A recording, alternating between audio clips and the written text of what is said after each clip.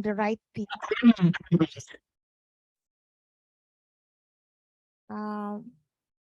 Sometimes we mix up issues, but let me just be sure that I'm reading from the right script.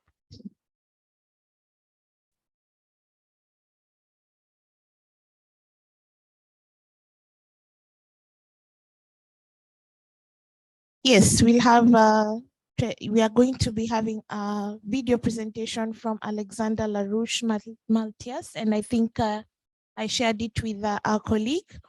So I think because we are few, we will just get straight to the point. I'll first of all invite, maybe I can start with those who are online. Can you hear me? Miss Laisanya Tunganga, PPIU. Yes, we can. Thank you, Laisanya. Sorry, I almost forgot that we also have an online team. Welcome. If you don't mind, we'll start with Lai and then Joanna, because Joanna is stepped out briefly. And Lai will be giving an overview of what's going on right now at the PESA Plus implementation unit. I also want to recognize Janice, Ashwin, Stephen Musubire, Angtad as well. Welcome, welcome. Solomon Islands, I also see you, and we recognize and thank you for joining us this morning. And we also have a Green Trade Coordinator this morning. Julian is in the room. We thank God, and we thank every one of you for making it for this session. So I'll begin with Ms. Lai, who is our Operations and Secretariat Manager at the PESA Plus Implementation Unit in Samoa. Her presentation will be basically what is happening in the trade facilitation space and whether there is any considerations of gender and how the same can be used to accelerate or further accelerate intra-PSCP trade while boosting, intra-PSCP trade in the region and in the global market. So without taking much of time, I warmly welcome Ms. Lai. Ms. Lai is an experienced trade expert of the Pacific, I think spanning over 15 years. She'll correct me if I'm wrong. Has had a stint with the MSG, OCO, and now PPIU, and maybe she has other stints which she'll let us know as she introduces herself. Ms. Lai, you're welcome. The floor is yours. Thank you. Yeah, Vinaka Jill, and I hope everyone can hear me. And then greetings again to the participants in the breakout room. I can see a lot of familiar faces. And first, let me begin by just and greetings to Mia from SPC. I can see that you're online as well. Let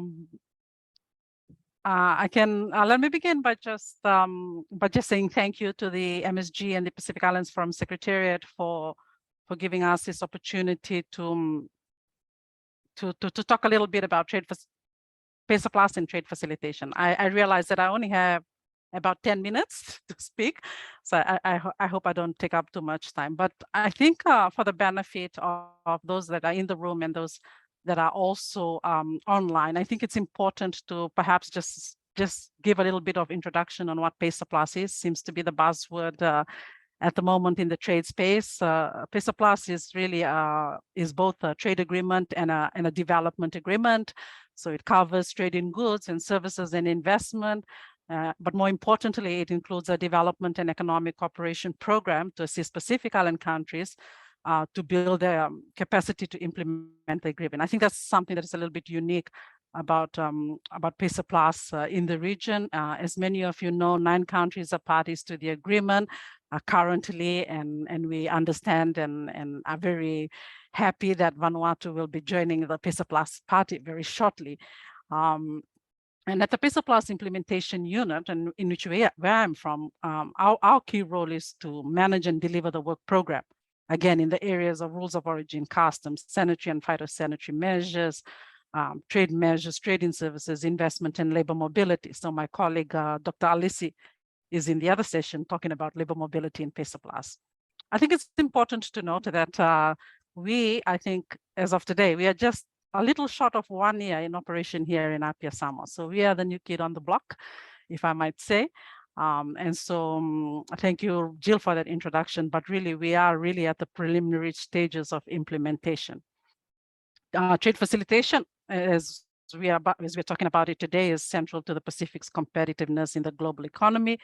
And that's the key of what we do here at PESA Plus, to support Pacific Island countries to modernize customs processes and procedures.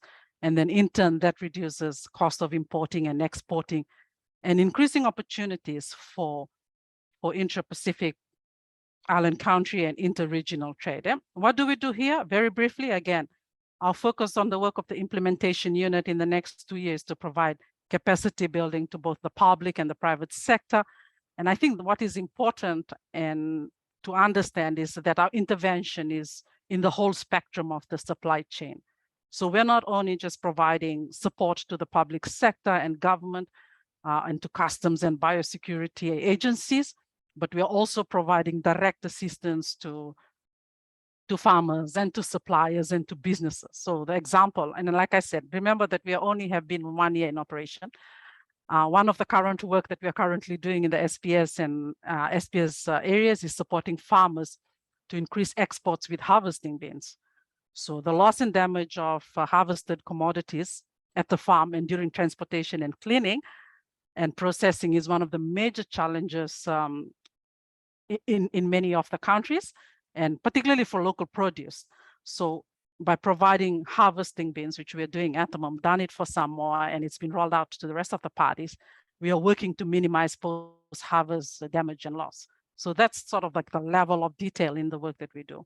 How is our assistance provided? It's provided through training and workshop, through tools and guidelines, through equipment. And I think what is important that I might want to just remind everyone that's online that it really is about country and their needs. And our approach has always been, I think, the promotion of ownership of program and sustainability at national level.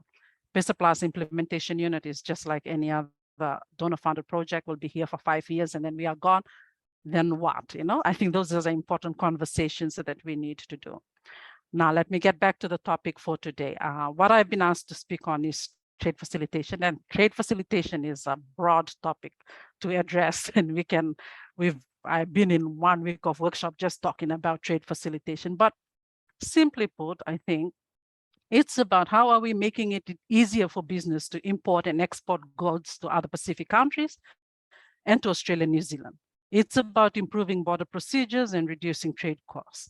So that's exactly, I think, the context in which we should be talking about. I think particularly for Melanesia is how are agencies like PESA Plus making it easier for businesses to import and export goods? Or what are they doing to improve border procedures and reduce trade costs? Because at the end of the day, while countries sign trade agreements, while countries sign trade policies, it is the business, it is the private sector that utilizes this for trade. And so that's an important question. But coming back, and I think I'm mindful of the time, I just wanted to concentrate on 2 issues on trade facilitation, which PESA Plus is supporting currently, and that's on digital trade facilitation and improving transparency. So PESA Plus, and I recognize UNCTAD is also on the line, is supporting automation project for parties through the implementation of new automated system as Sekuda World in 6 of the Pacific Island countries. So through automations, border functions are becoming more efficient and transparent. We're improving the accuracy of trade statistics and also increasing revenue collection. And Stanley, the expert, is here, so he will talk a little bit about more that when he comes online. But we believe that automation presents an opportunity to narrow the gender inequalities. Another area in terms with respect to digital trade is e-commerce. E-commerce, and then we heard that from Ambassador Falemaka, can help to address barriers and provide a more accessible market for women entrepreneurs and traders to grow their business and reach new clients. And I heard that in the interventions before that. During COVID-19, we saw how business thrive in the use of the Internet of Things for trading. And so this is an area of focus as well with PESA Plus, again, working with the different agencies that are doing it in the region. So e-commerce is a priority for PESA Plus parties, and the PPIU is supporting different aspects of each country's national e-commerce development. However, and this is given, digital readiness inequalities exist both amongst countries and between men and women. And this must be recognized and addressed. It's all well and good to say, yes, we can do e-commerce trade, but those inequalities still exist. And particularly for Melanesia, I think, with the larger populations you have, across the different and across of the countries of Melanesia, I think these inequalities are quite evident, I think, and they're quite real that we need to address. Let me talk about PESA Plus. What are we doing to overcome these challenges of inequalities? So PESA Plus is supporting parties to deliver training and capacity building on automation for working again with PESA Plus and UNCTAD.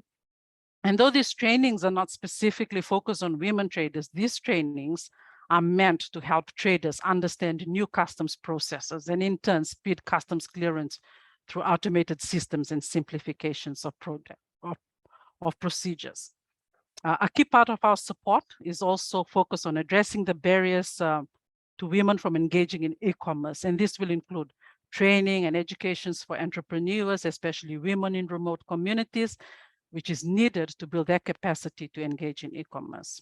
Now, my second point, I said I was just going to talk about 2 points. Transparency. Again, government signs trade agreements, government signs trade policy, but it's very hard, and it's very hard to understand the complex and regulations and agreements that government signs. And this is particularly in the context of trade facilitations, customs regulations, biosecurity conditions. And so what happens when we do not understand it? We cannot participate effectively in trade because of these cumbersome regulations.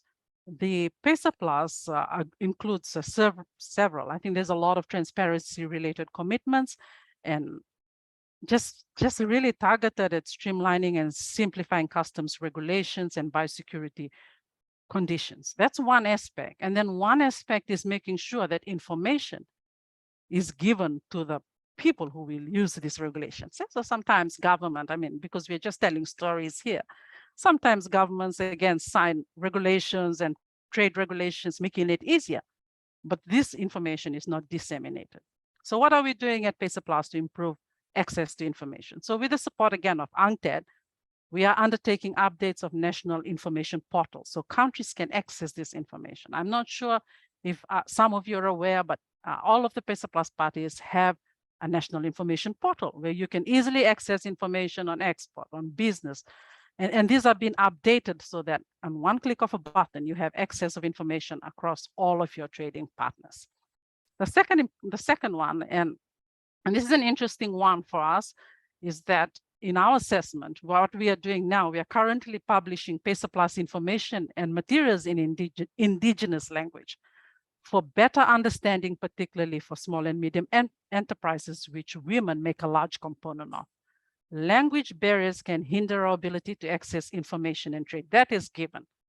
And so we have come up sort of this is part of it. We're already doing it in Tonga, in the Solomon Islands. We're doing it in Samoa at the moment, just translating these complex regulations, these complex procedures into native language.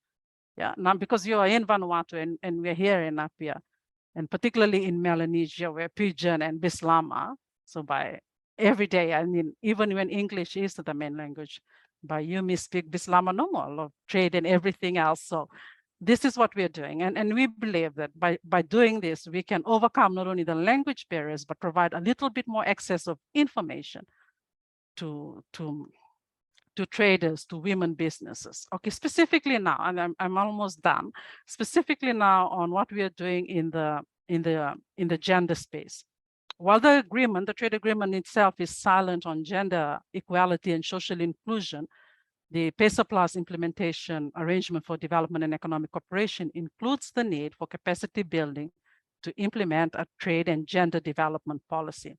So at PESA Plus, we've just finalized what we call our JETSI strategy, I think common terminology for those that are in the trade, which is a gender equality, disability, and social inclusion strategy, which articulates what our approach will be to JETSI. So very, very briefly, it has 2 tracks. One is mainstreaming and considering JETSI across all of our functions, all of our meetings, all of our governance. So we are not looking at questions. Now we are asking the questions. When we run a workshop, how many women will participate? Is there a clear representation? So it's questions like this. I think it's really making it, if we want to have any actions on better women participation in any of our activities. And secondly, it also involves the development of specific targeted activities that focuses of JETSI and trade to support the economic inclusion of and empowerment of women, of those living in remote locations. So at the moment, we're doing quite an extensive work with parties in terms of PESA Plus awareness across the countries, across also the different regions. Sometimes it's always limited. The information is just limited to capital. And like, for example, in Port Vila alone, what of the women entrepreneur in Santo or in Tana, as an example. I'm almost done. So, but how are we measuring it? I think this is what I wanted to ask the fora as well today. But how are we measuring our progress on gender and trade issues? This is an important question for us today to ask amongst ourselves. If 1 year from now we have these discussions again, how are we going to say? And that's what we're thinking about at PESA Plus. Like, how are we going to say that we've improved the livelihood of women entrepreneurs? How are we going to do that? And I think Madam Falamaka spoke a little bit about that, about data, the data gaps that happens. My friend from Nilima from SPC says, what doesn't get measured doesn't get done. So if you don't have data, then we don't know. We will have another workshop next week, and we will say, okay, we're tracking on gender, but if we do not have data. So one of the biggest work we're doing now is capacity building on the collection and analysis and of useful and meaningful, robust, disaggregated data. My last point, we are not the only organization that is working in the area of trade facilitation. I think more attention from parties, and this is because we're a new organization in the trade facilitation space, needs to be paid to donor coordination to avoid overlapping efforts and duplication of work, particularly in this gender space. We see a lot of, and it's important for all of us, I think, even for the donor agencies here, to coordinate with parties.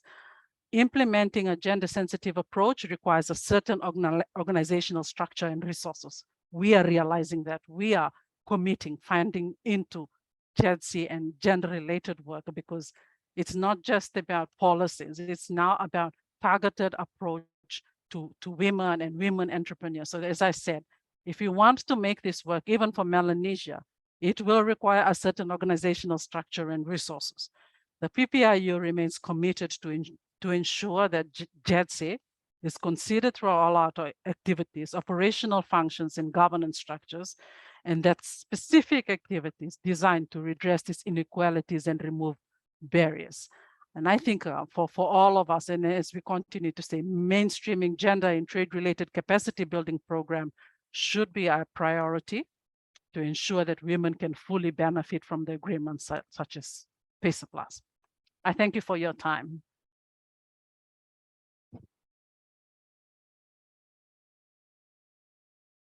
I think she deserves a better clap. Give a better clap than that. We've had coffee, clap. It takes a lot of work for someone to think, make a presentation. Maybe the whole night she's thinking how you will react when she speaks. So when she goes like this with a good flow, you clap for her and say, thank God we can understand that English. Clap for her again. Thank you, thank you, thank you. In Africa, we like to clap. So when I don't see people clapping, I go like, you need to make your hand work a bit in this weather. Thank you very much, Madam Lysiania, for that presentation. I think she's come out clearly on what PPIU is doing. I'm particularly elated that now PESA Plus material is being translated into local language. And I think that is a plus on the PESA Plus in terms of ensuring all across the board sensitization and understanding of what commitments we are making as the Pacific and importantly Melanesia. What we'll do so that we are within time, we'll do another presentation from the chamber, and then, okay, she's She has rerouted us. So we'll move to Stanley Triff. He will give us a presentation on the National Single Window. I'm sure you've heard about it and you'll be interested in knowing what it's about. Then we'll have a brief presentation by Madam Letlet on VAMU. And then we have our panelists. I think Mr. Noah Patrick has just joined in. And Stanley will also be in that panel on just trade gender reforms in terms of trade facilitation. And then we'll have a presentation by UNCTAD. VCCI? Yes, so because I want us to take the best out of every presentation, please line up your comments and then we'll have a proper Q&A and then I'll compile everything which will flow into our plenary in the next 1.5 hours. Thank you. Stanley, the floor is yours. What is this single window? Is it a window that you go through? What is it? Let him explain. Thank you. You may use mine.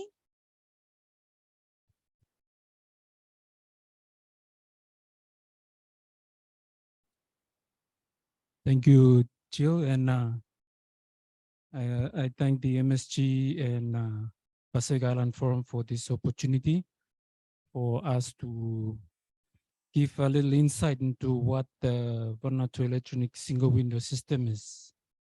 I'll keep it brief and I'll wait for the Q&A if anyone has any questions. So just in brief, the National Vanuatu electronic single window system is an aid for trade product, and thanks to the enhanced integrated framework and the Australian government and the Vanuatu government that have supported this project, which started back in 2016. It's amazing how time flies. So this is the 7th year now that we're working on the project. Basically, the system is a tool, if you like, to facilitate cross-border trade. So apart from the customs clearance process that has been streamlined in the system after we did the upgrade from the previous version of Asikuda, which we use in Vanuatu for the past 20 years, we upgraded to the web-based version in 2017. So, and that was what we considered the first phase of the project. And then thanks to our donor partners and as well as our implementing partner, UNCTAD, we started on the second phase, which is basically to automate the regulatory requirement of the other agencies that are involved with the movement of goods across our borders. So basically, they've been doing this on paper until we introduced the system, what we call the modules for the different agencies to use. So what is involved in the single window system is the agencies, the regulatory agencies are able to receive applications for permits and certificates that they issue, and that's submitted online by the traders in the system. And then the agencies are able to process the applications, and that includes, we integrate the full process, so the back office operations are captured in the system, so until the permits and certificates are issued at the end. So basically this is what the system does. So as you can see, it assists the agencies with real-time data collection that they never have before, facilitates the fee collections, and of course it's transparent and done in a paperless environment. One ultimate part of the system that we are achieving with automating the agencies is the link to the customs clearance. In the past, you can imagine with the paper-based environment that there's there's a big loophole when it comes to clearance at customs, because customs is not aware of the regulatory requirements of the other agencies that are involved with the movement of goods across. So what we've done in the system is we link these regulatory requirements to customs clearance. So it has enhanced border protection and of course facilitate trade. Maybe just to add, when we talk about gender and MSMEs in the single window, we see the benefit of having the processes being conducted online. That it means, of course, time it's faster, and it's done in a contactless environment. So you can imagine if there's any, discrimination issues, you wouldn't have that, because applicants can submit applications online and even pay online. So there's no more face-to-face contact with the agencies to complete your requirements to either export or import your goods. So obviously, I'm not talking in a policy context here. I'll leave that to the other speakers. This is basically purely operation. So we have over 5 agencies now who are connected in the system. Definitely customs and biosecurity, environment, energy, the telecom communication regulator. And now we're working with the other government agencies that issue concessions for especially the importation of goods. And so the system has close to 400 users, both in the government and in the private sector, who are actively using the system. And finally, from me is we are now in consultation with the government for phase 3 of the project to automate the other regulatory agencies, namely the Department of Health, the Department of Forestry, and the Department of Fisheries, to ensure that the regulatory requirements can be conducted online, and of course contribute to the border protection at the end. So I think that's all from me, Jill, and I'm happy to answer to any questions at the end of the session. Thank you. Thank you. Thank you. Pretty simple, straightforward. I wish there was an exam just to be sure that it was as straightforward as you presented. Then we'd know. I like to crack jokes to make people smile, especially when it's raining like now. So I hope I don't crack dry jokes. Let me welcome Madam Letlet. Is it Letlet? Yes. Manager Vanuatu, Aid for Trade Management Unit. Thank you.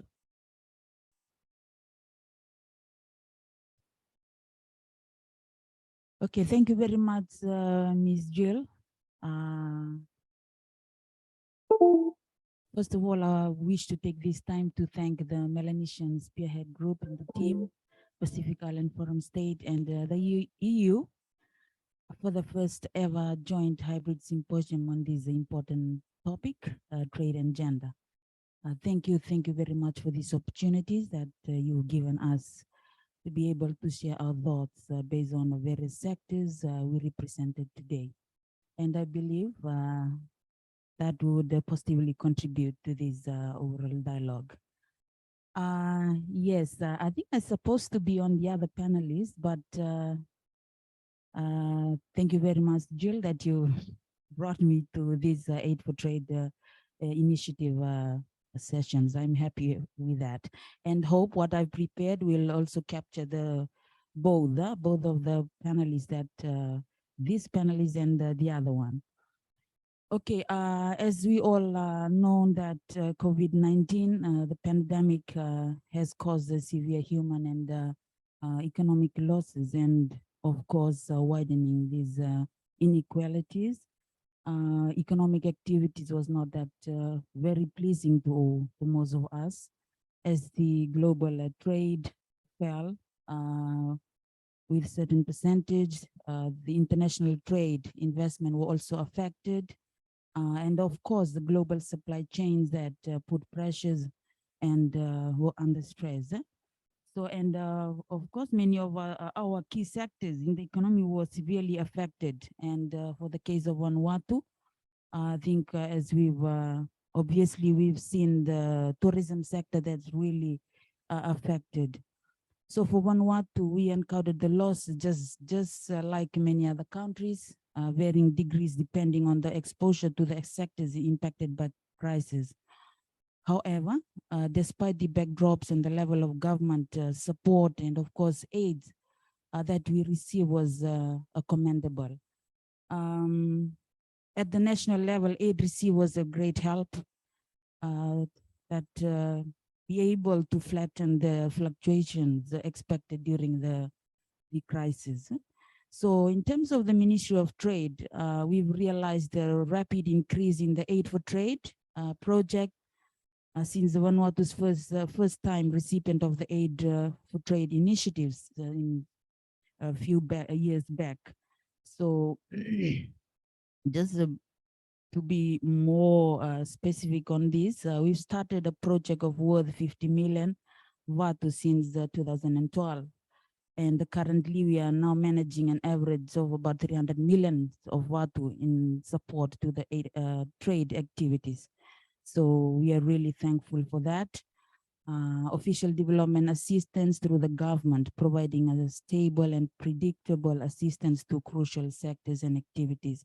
So for the Ministry of Trade, we are very pleased and thankful to our development partners, especially the Australian government through the Governance for Growth, the New Zealand government, the European Union through the VAVAC program that specifically towards the productive sector, and of course the enhanced integrated framework that touch deeper into the trade mainstreaming aspects and capacity building, and of course trade facilitations, as we've just heard from Manager Stanley about the single window. This is one of the initiative funded by the enhanced integrated framework with the Australian government.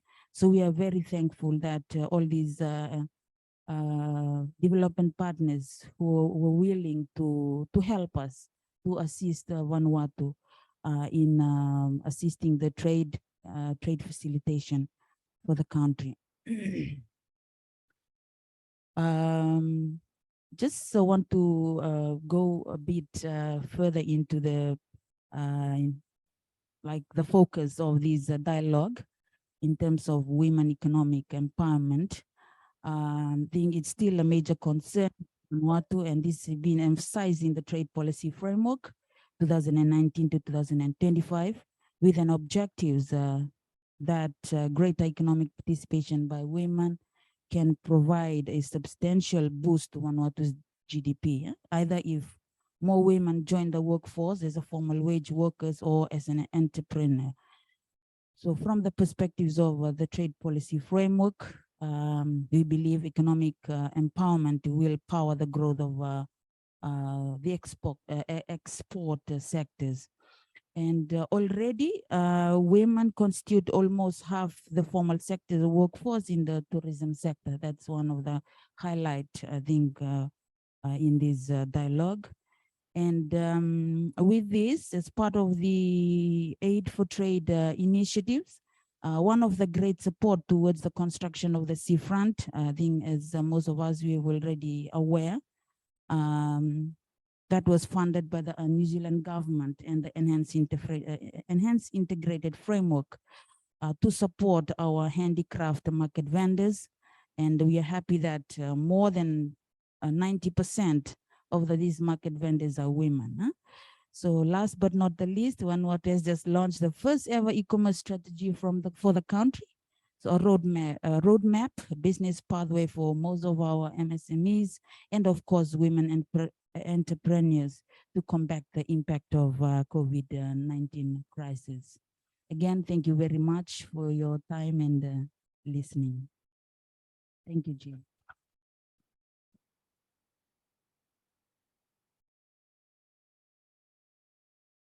Sure, we had coffee, another clap. So in my local language, we call clap coffee. So when you have coffee, the hands have to be commensurate to the coffee you took. Joanna, after this, we'll have questions and then we move to the panel and we are done. This is the most efficient team in the symposium. Thank you. Joanna. Thank you, Jill. Good morning, everyone. Just some brief comments from myself and being here as a representative of the private sector. I just wanted to thank Luciana for her presentation around the Pace of Plus trade agreement and also Stanley for the single window, and of course, Louisa, who we work with on a regular basis. I think the comment is more from the approach to how trade agreements are designed and developed. I have noted in the past that it does feel at times that the private sector does not form part of the decision-making process. And the reason I say this is for the private sector to fully understand, come on board and be a part of Aid for Trade, for which Aid for Trade is focused on, the development of the economy and the private sector. We need to be a part of the journey. And I was interested in Luciana mentioning that there was information currently being translated into Bishlama. And for us, we are very poorly informed currently about the PACER Plus agreement and what it actually means for exporters on the ground here in Vanuatu. So again, I think this comes back to access of information. And I think that if we're looking at gender, I think that that's even more of a focus that we all need to take, is that the private sector, female entrepreneurs, women business owners and operators need access to information. And that is, I guess, the role for all of us, is to provide that information. And I think that we can look at our role as VCCI as a conduit of sharing information, because it is really our role to be trying to work with government on ways to suggest improving ease and the cost of doing business. For example, green energy. As we all know, in Vanuatu and probably across the Pacific, it's a common issue that electricity costs of doing business related to utilities can be a huge barrier. But there's some really great initiatives going on in the green energy space. And again, it's getting the information about subsidies for solar, for connectivity, options for micro and small businesses. They need to know, businesses need to know how they can access these subsidies and these solutions. So for us, I think one barrier that we can all address, especially in Aid for Trade, is getting the information to the right people, but also involving the private sector in decision-making in general. I think one of the issues that we might also face, and I am speaking from a Vanuatu's position, is that we're vaguely segregated in the way that the government, the ministries are currently set up. And by that, I mean we have the Department of External Trade sitting under a different ministry to the Department of Industry and the Ministry for Trade, Tourism and the Vanuatu Business. I think for efficiency's sake, and this is across board, we can all look at ways in which we all could work better together and what might be structured better to support success for government and private sector, especially in this period of economic regrowth after COVID. We all need to be looking at ways that we become enablers instead of creating more barriers, that we try and really all focus on, as I mentioned before, increasing ease and reducing cost of doing business in the Pacific. Thank you, everyone, for listening to this. I did just want to comment briefly on some really good ways of working that have come up in the last couple of months, of which Jill is responsible. Jill has been working directly with the private sector as a partner in discussions in what approach to take for the development of the EU trade agreement with the Pacific, and especially with Vanuatu. We have felt valued and heard, and we are on this journey as partners. And for that to be the approach taken is new and exciting. And I do hope that as we move forward, that it can be used as an example of good practice for developing trade agreements in the Aid for Trade space. So I'd just like to say thank you, Jill, for your support and letting everyone else out there know that it's for us, it's going to be a very successful initiative. So thank you again.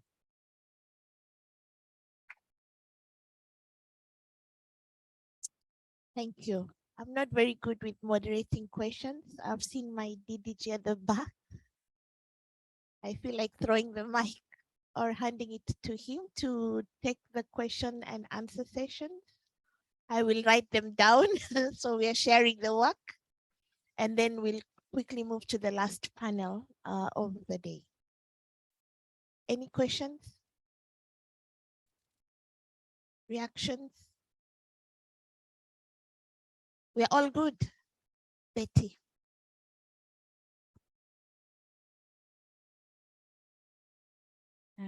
Thank you very much, Jill, and good morning to you all. Betty Rose from the External Trade Department. Yeah, thank you very much for all the presenters this morning. I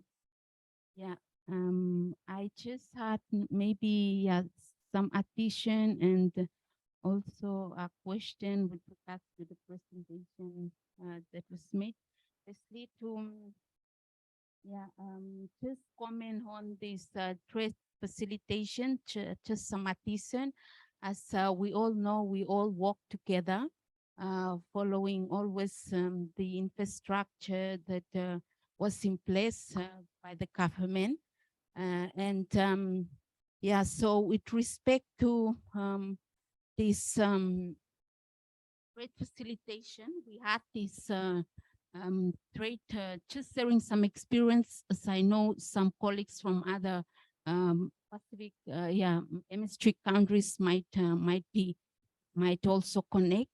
As we know, donors would always come in whenever we have good infrastructure in place. So I just want to comment on that we had this National Trade Development Committee that was set up following this. We had this TF National Strategy that was developed, and we had this National Trade Development Committee that was set up. This is with respect to Article 23 of the trade facilitation under the World Trade Organization. So this was set up, and we had meetings. We often had meetings that was taken place, and we usually had 2 meetings per year, and we had some, just said some experience that some other Pacific MS3 members might consider. We had these sub working groups, and I think the only active one from here would be the single window on the communication working group, which usually reports to this National Trade Development Committee, National Trade Facilitation Steering Committee. And in that case, we did, following the infrastructure that we have, we report every once to the NTTC committee, with respect to the terms of reference that was created to this committee. So just to flag that private sector is always part of this committee, and private sector is always part to this National Trade Development Committee, that we have all these agendas that usually discussed. And Yeah, just a follow-up question with respect to this question. Yeah, this trade facilitation. I just want to maybe get a clarification from Manager Stanley. In that case, do we have like registering any registration to these license? Do we create any like if anyone that is registered also registered like male or females who track that is through this our system? Yeah. I think yeah, that's one of the questions that I have here. Yeah, but we are open. We yeah, the as thank you Joanna from the yeah, the VCCI for your presentation. Yeah, we, as I've mentioned, that we walked through the infrastructure that was set up, reporting to the National Trade Development Committee. And we also have this trade negotiation working group that we all, whenever we have this trade negotiation of any particular agreement with respect to PESA Plus or even the New Caledonia bilateral, we always private sector is always in the team. I think the conduct that we have there, CEO, and yeah, private sector always had they say in all these committees, and yeah, and also exposition. The department also looks after exposition, and also we consider gender in this case, always taking in private sector, and also yeah, creating where we take handicrafts from all the small women that create all this handicraft to be part of this exposition. Yeah, thank you very much. This is a comment. Thanks. You know, Betty, when she asks the questions or makes a comment, it's a book, eh? So I hope you took notes, and she said it's a comment. She made a specific reference to Stanley. But before Stanley, I think there's a question also for you from Stephen Musubire online. He's posted it as a chat, but if we can't see him here, so if my colleague can just read out his question. Musubire.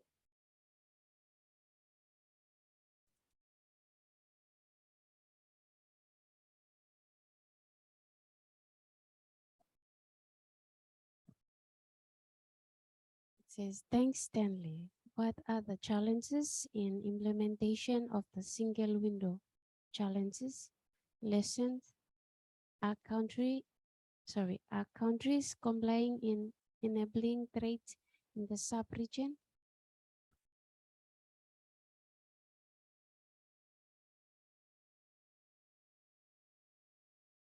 Or Joe Pacoa?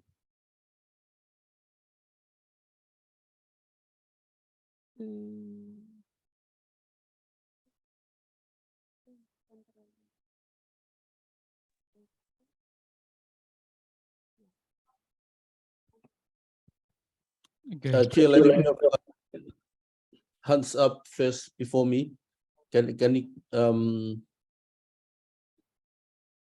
give that the opportunity before I can speak? Thank you. Oh, thank you very much, colleagues. So I had a question actually, which was directed to Lai from the PESA Plus unit, and also thank you very much, Lai, for all the recognition for the work that UNCTAD is doing through the PESA Plus unit. But my question was related to what you mentioned about coordination amongst development partners on gender. And I mean, given that, you know, from apologies, everyone in the room, my name is Danushki. I am the program manager for the new EU-funded impact project. So we are just starting and we're just taking off on the ground. So Lai, your reflections, having been operational for longer than us would be really useful to understand in terms of putting in place the strategy that you mentioned for gender. What are your what is the process that is underway? How are you going about consulting other development partners? And what will be some of the lessons that you would advise us as we step into this field, especially since you mentioned the need for more coordination amongst development partners. We're looking forward to that. Thank you.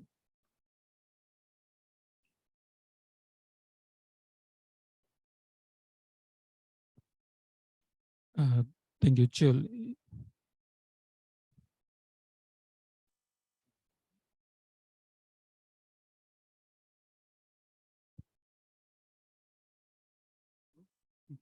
We can't see what's happening in the screens. It's all right. Just quickly on the question from Betty about the numbers in the system. The last check, we had about at least 60% female users in the system. I think women are better sitting and looking at details than men. So that was the last count we have in the system. And just to the question from Tonga about challenges, I'll go back to what Betty mentioned about having the structure, what we refer to as a governance structure. It helps to overcome the challenges, especially to getting other agencies on board.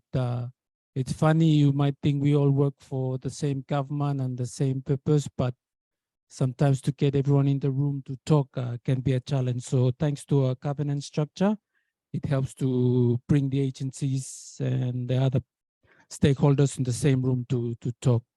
And just earlier about, I think a comment from Chamber about information. Lai mentioned about the trade, the platform, what do you call it? Trade platform that we have, we publish trade portal, sorry, that we publish all the procedures. So we have that, I can give you the address later. And just a note here that maybe we will work with the PPIU on capturing the PACER Plus requirements because we just signed up to it. So we have MSG and the other trade agreement procedures on the trade portal, but we still haven't got for PACER Plus. So I'm sure you'll be up soon as we progress into Vanuatu's ratification of the agreement. Thank you.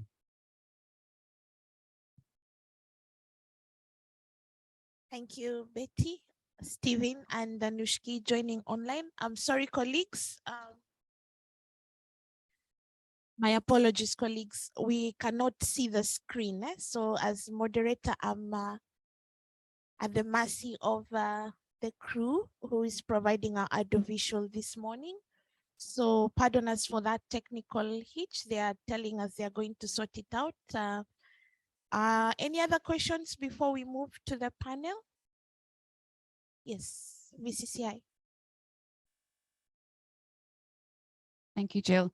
I just wanted to clarify that the point that I made previously about the role private sector should play in trade agreement development, I think what I meant to say is that this is a whole of approach for aid for trade. Quite often, trade agreements have opportunities for the private sector to be involved at points.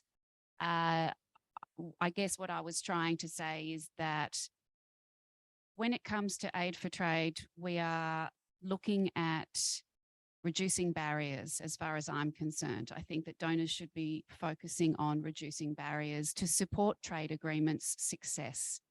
And it's hand in hand.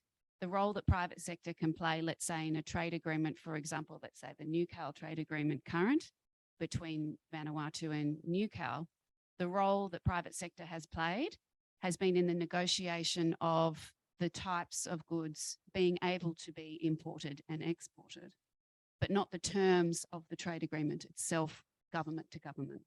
there's a difference. And I think we are offered the opportunity through our Department of External Trade here in Vanuatu. We have a very good working relationship with them, and we appreciate the opportunities that we have. And yes, so just going back, aid for trade is much bigger than just trade agreements. And I think if we're looking at making any sort of investment from donors and external governments to economic development, the barriers to such success need to be addressed first. And that's, for instance, would be in the case again of using Vanuatu. We have had recent good news that the wharf tender for Port Vila has gone ahead, and new work will start on a wharf for import-export in the coming months under the Vanuatu Inter-Island Shipping Support Project. This was first tabled in 2013.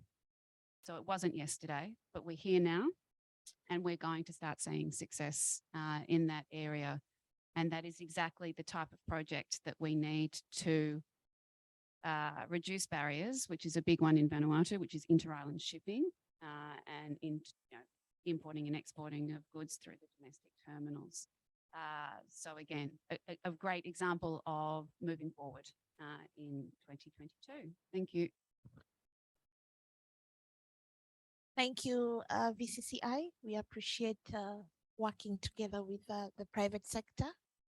The government makes the policies, but the private sector trade. Always have that in mind. My fellow trade policy people, negotiators, that we can't, it's an expensive venture, leaving the private sector out, because we need them to access those markets. It's not as we'll access. So we want to maybe informally reiterate that we are committed to working with the private sector. Maybe Betty will affirm to that, external trade.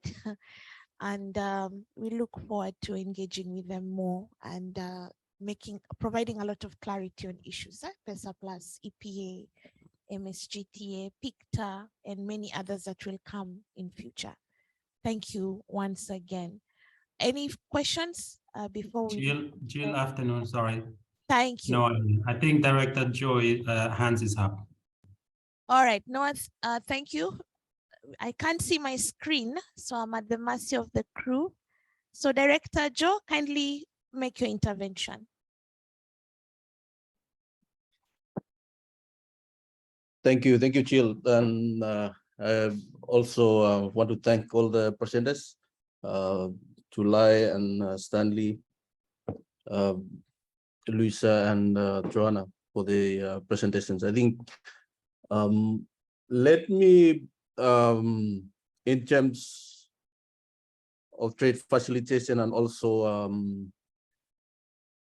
women in business or trade and gender, there's one issue that, or a challenge of rather, that Lai had mentioned, and I think we, if this symposium or this forum can consider, and looking at the data availability on, if we want to continue to encourage trade and gender or women in business, looking at the data, I think this is important. And given that we have this single window platform in place, I think this is something that we can work with Stan and looking at it, and also in terms of aid for trade, supporting our private sector and looking at the more specifically on women in our trade and gender. I want to acknowledge all the presenters and all the work that we are doing. And I think for Vanuatu, in terms of trade facilitation, we are doing good, not that good, but we are getting ahead of, in particular, the trade arrangements or agreements that we've signed to. And we are monitoring this through, as Betty had mentioned, the different institutions that was established by our national government, the National Trade Development Committee and the steering trade facilitation steering committee, that we continue to monitor the implementation of our trade facilitation implementation here in Vanuatu. And there's a lot of challenge that we can look at it in terms of trade facilitations, and there's a lot of issues that surrounds the different infrastructure, and also I know there's a lot of business challenges that we also wanted to look at in terms of exports of our I would say goods and services.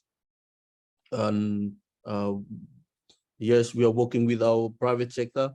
We wanted to develop more on the specific products of our comparative advantages, so that we can develop more of one particular products, I would say.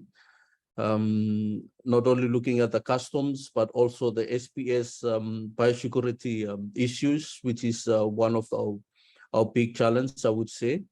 Developing a pathways now that we have the Haitian lamb pathway, but we want more other products to fall into that that protocol. We wanted to develop more specifically, so that as soon as these trade agreements that is signed by our government or in the region or bilaterally, we want these products to be exported into those markets that we wanted. We want to have access into it.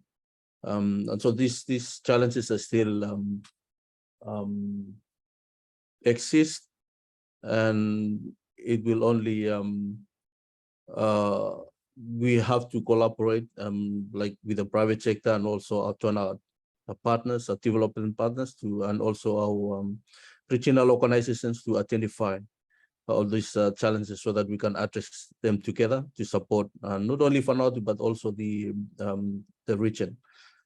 We have different issues at the national level, and we are hoping that this will be addressed, and we can find a solution together. I think one of which was identified is the data. We can look at this, and I acknowledge the BESA Plus work that is currently ongoing, the JT strategies, and we're looking forward to you, Lai, and your team on this development, so that we trade is inclusive, as we continue to encourage encourage and empower our women in business, and taking the lead in trade in the region. These are my very brief and general comments, Jill. Thank you. Thank you, Director Joe, for those timely comments. Any reactions to that?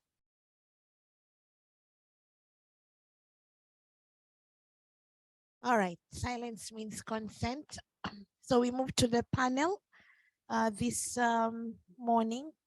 I want to deeply apologize. I don't think we'll be able to see the screen or the presentation by UNCTAD. The crew is still trying to sort it out.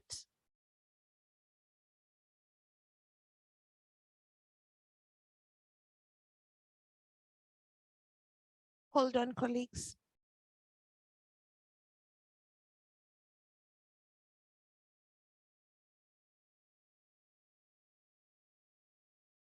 Okay, can we just have a 5-minute break as they sort out the screen, because we need to see the panel and the PowerPoint. Sorry for that, colleagues. 5 minutes, you stretch your legs as they sort it out, and I'll call you back. Don't log out.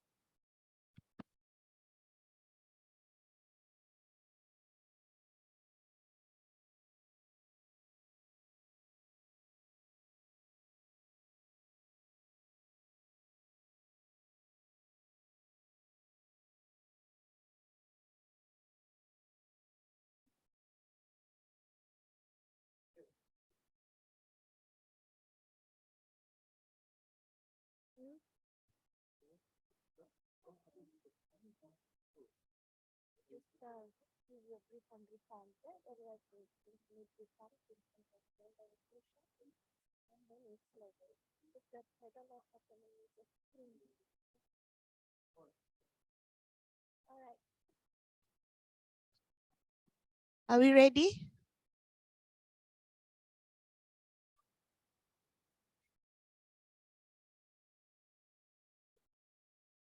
I'm also managing that for me because you have to put the participants on double multitasking this week. Is it okay?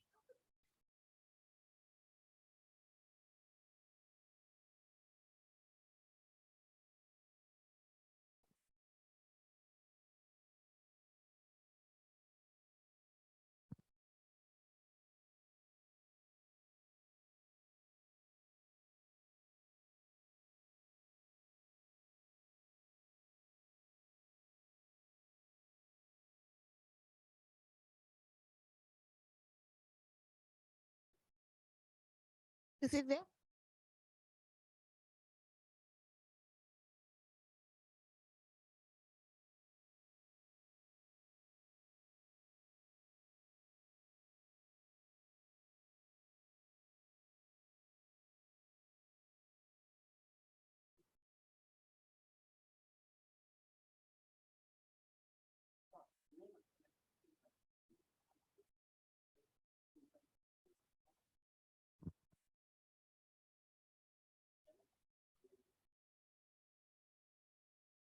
Is it okay?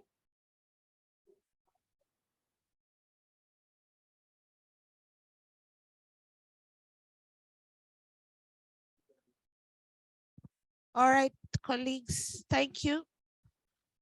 I think I can now see everybody on screen. Thank you. Let's get back to the meeting.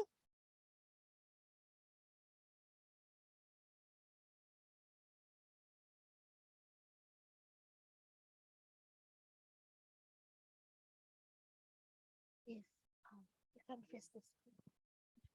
Thank you, colleagues. Let's get back to the meeting. And maybe.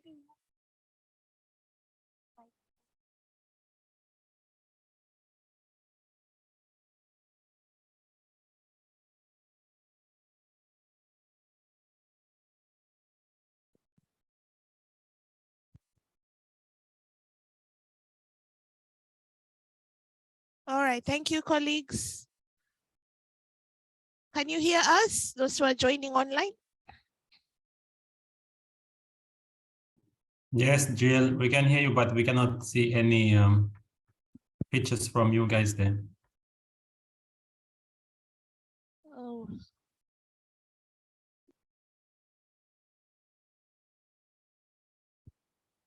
Crew, we are running out of time. Kindly do something about the connection.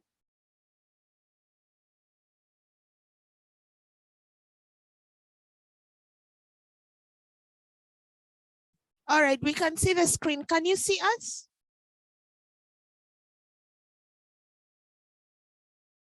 Not from my side.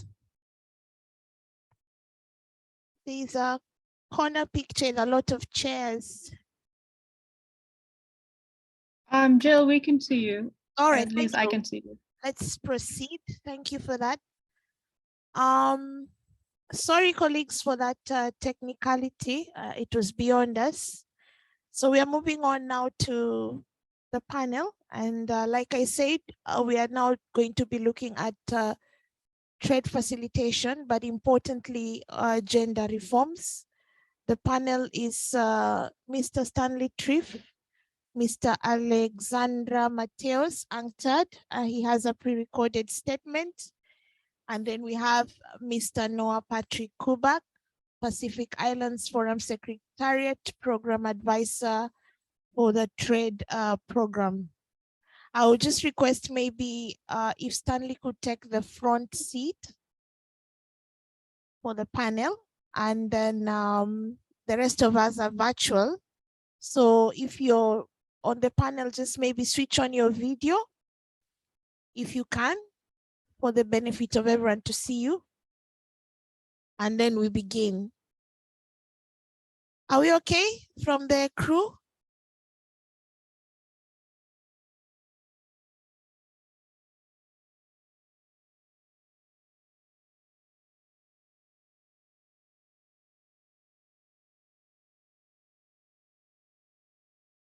All right. Are we okay, crew? All right, thank you. So we'll start by maybe for the benefit of Mr. Mateos. I hope I'm reading his name correctly.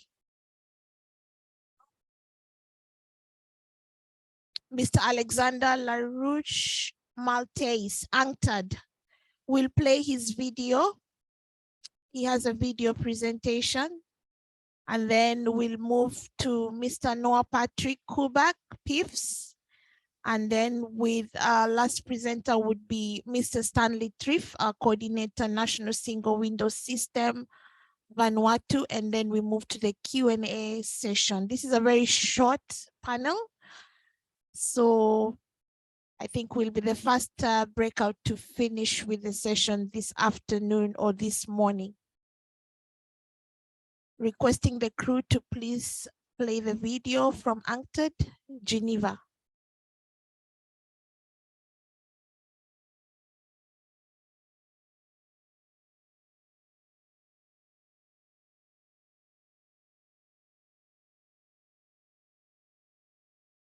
All right, let's move to Mr. Noah Patrick to make his presentation as I find out what's happening with the crew. Noah, kindly make your presentation on the Pacific Aid for Trade strategy. This is a very important document that was endorsed by our Forum Trade Ministers, ladies and gentlemen, in the Forum Trade Ministers meeting of 2020 in Suva, Fiji. And a lot of work has progressed in terms of the priority areas. So Mr. Noah Patrick Kubak would be speaking towards specifically deepening foreign markets through trade facilitation, giving a breakdown of what has been covered so far, and also letting us know what opportunities can be tapped, especially by our female entrepreneurs going forward. Noah, the floor is yours. Thank you. Thank you, moderator, and good afternoon to all. Hope you can hear me well here. I don't know whether the crew can put my presentation on screen. Otherwise, I can share my screen from here.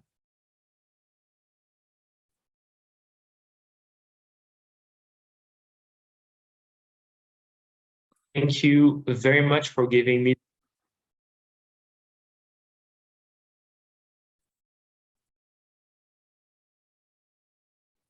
Can the crew put the presentation on screen?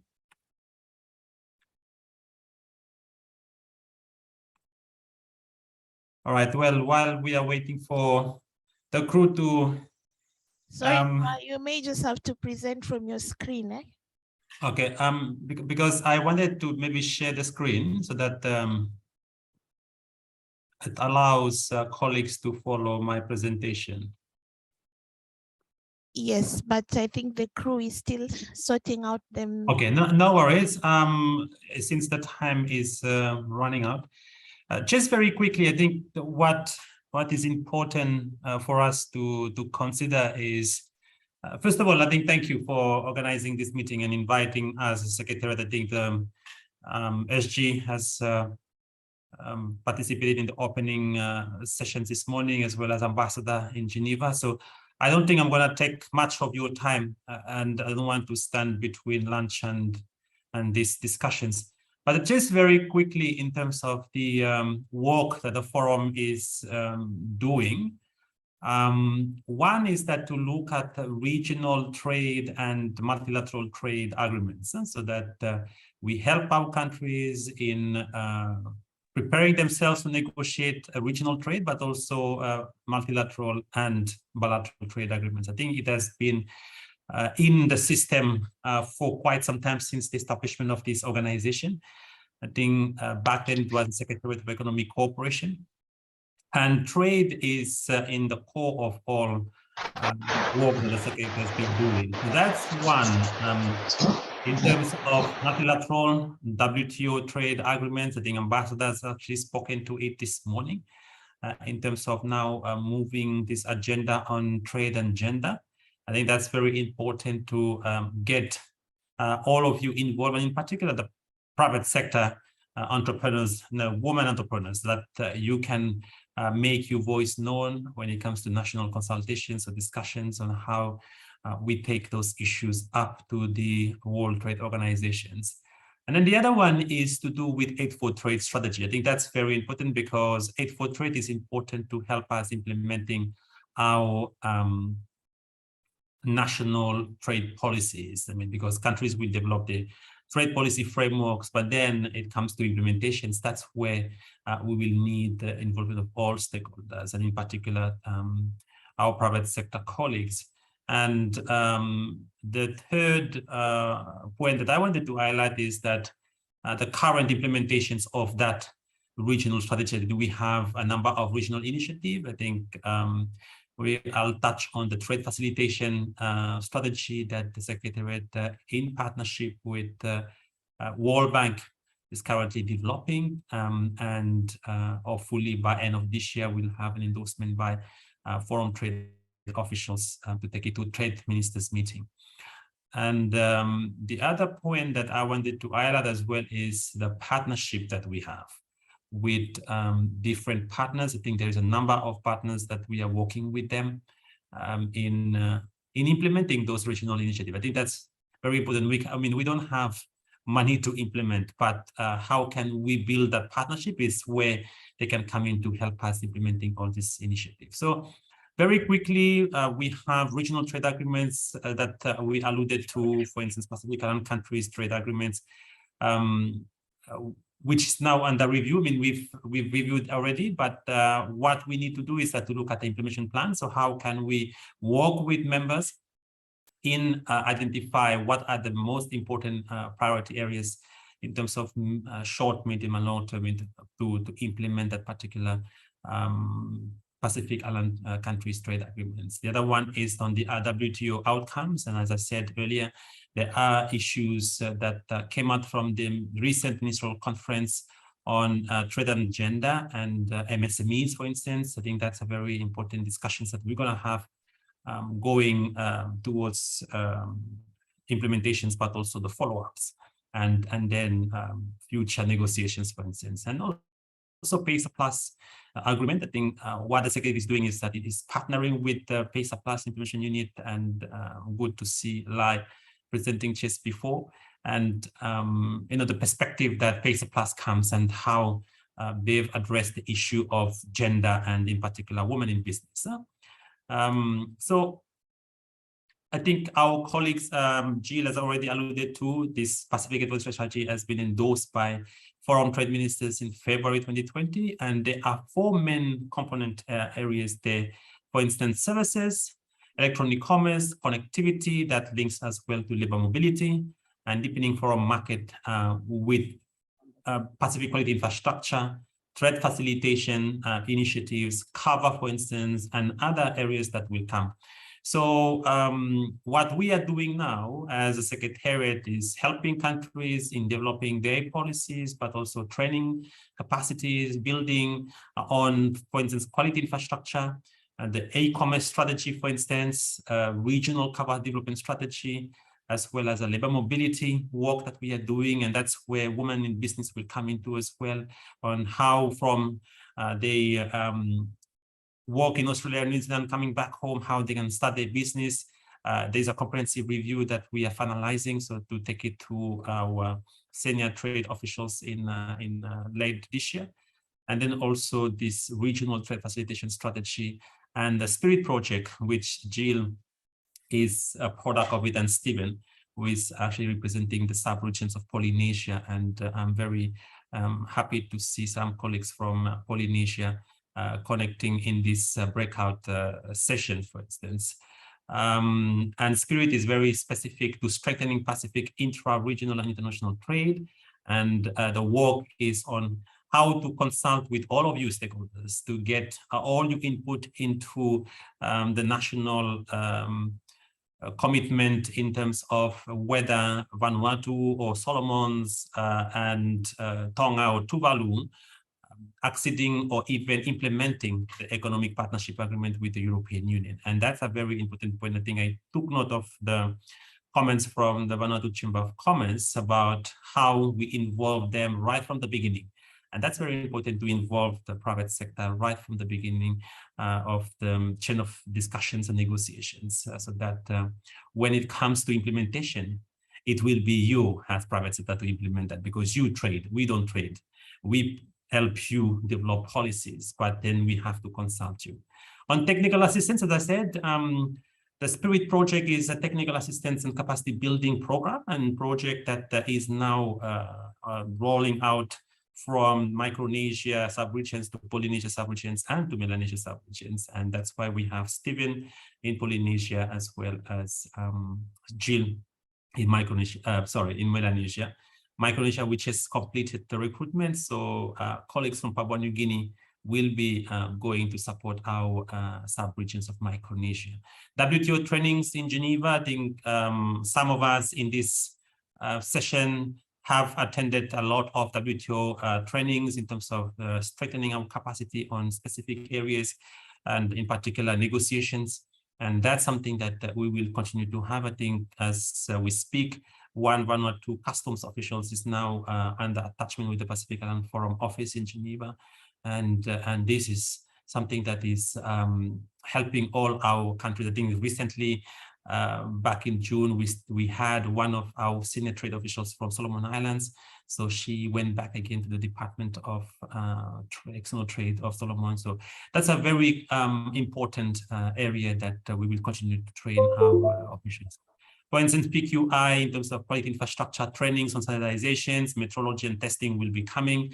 And we have very specific focal points on that, standards, metrology and testings, and our colleagues from the project infrastructure unit in the Secretariat are supporting them to build those capacities, but also to prepare themselves to review or revive the policies on quality infrastructure. I mean, when we talk about quality infrastructure, it's not when we talk about buildings, schools or airports or roads or bridges. It's more to do with standard and quality of product that actually circulating in our markets, for instance. And then electronic commerce. I think I was listening to Lai this morning, and she was talking about e-commerce. I think there's an e-commerce regional strategy. Now, what we are doing is that helping the countries to develop the national strategies. And one of the most important one is the technical assistance and capacity building. And in particular, back in March to April, we organized the courses. So next week, we will have graduations for those 74 graduates. And that will be, a very important point as well, because we will also launch e-portal, Pacific e-portal, and where all the information on e-commerce can actually be accessed through that. And that's why, for instance, the data that we are talking about will be very important to input into that. How many women are into e-commerce, for instance, online trading. So that will be a very important course for us. There are a lot of priorities to implement in the regional strategy, but I think the most important one is that to help our countries to have the national policies in place in the future. If there is an e-commerce negotiations to happen in the World Trade Organization, then we have already the capacity of our officials back in our countries to negotiate those trade agreements. I think on private sector, Forum Trade Ministers meeting in 2021 endorsed the development of a concept note to develop a regional private sector strategy. I think that's where the Secretariat will reach out to all of you, not only women entrepreneurs, but all of you in private sector, Chamber of Commerce, and national private sector institutions, so that we can actually work together to develop that strategy going forward. And also using our existing mechanism like Pacific Island countries, private sector organization, PIPSO, as well as the Pacific Trade and Invest Network, so that we can build synergies and also harmonizing what we are doing. The concept note, as I said, might be submitted to the Forum Trade officials in November. And then let's also alluded to that, is that all the work that we are doing now, I think some of you are familiar with, the Forum Island leaders have actually endorsed the 2050 strategy. And this strategy is like a blueprint for all of us. So whatever we are doing now, we have to make sure that we align to the 2050 strategy endorsed by ministers. So in the 2050 strategy, you have 7 thematic areas. 1 is political leadership and regionalism. 2 is people-centered development. 3 is peace and security. 4, resource and economic development. 5, climate change and disaster. 6, ocean and natural environment, and 7, technology and connectivity. So for the 4 thematic areas, what we are doing as a trade division of the forum is that to identify areas that we can play a role into it. So we said political leadership and regionalism because we organize Foreign Trade Ministers meeting, as well as people-centered development. I think that comes to the issue of labor mobility and also the issue of how we build the capacity of our senior trade officials or even private sector. Economic resources and technology and connectivity, that's very important as well. And that's where private sector will play a big role on those areas as well. So an implementation plan for the strategy will be developed in the coming months. And as I speak, we as the Secretariat is actually having 2 days retreat to unpack this 2050 strategy, but also reflecting on how we contribute to the implementation plan. So that's why I just wanted to also encourage all of you, which organizations you are working with, to actually rally behind your national government so that when the implementation strategy is actually being discussed, you can already have an input into that. And that's why, for me, is in the context of the 2050 strategy, we will encourage all of you, businesses, women entrepreneurs, so that together you can actually input into that whole implementing strategy for 2050 strategy, for instance. And finally, I think it's in terms of our partners that we have. We work closely with Australian DFAT, World WTO Enhanced Technical Framework, as well as European Union, and in particular the Spirit project that we are working on, Japan, USAID on e-commerce, Japan on quality infrastructure, Korea on private sector support, German in Meteorology Institute, Southern Australia, and National Measurement Institute of Australia, that's on the quality infrastructure, UNCTAD when it comes to issues of trade facilitation, but also other areas that we can work together with them. United Nations Capital Development Fund, I think they are supporting us on electronic commerce implementation. UNIDO, they will come with the support on quality infrastructure. CrossQ, that's quality, it's an organization for the Caribbean region on quality and standard. Institution, SPC, our Pharma Plus, International Trade Center, when it comes to cover.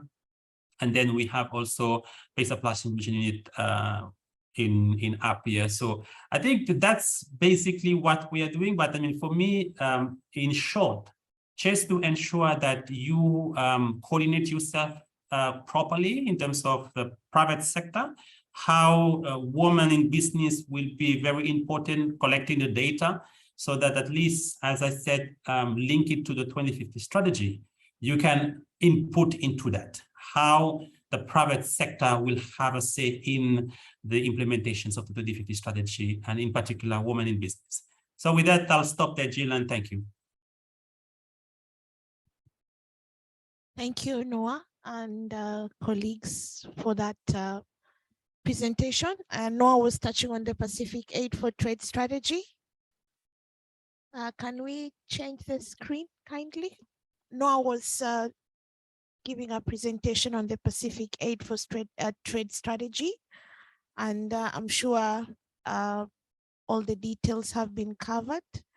We'll take time before we move into the Q&A session and just put up the presentation by UNCTAD, Geneva. I'm sure now the crew have it.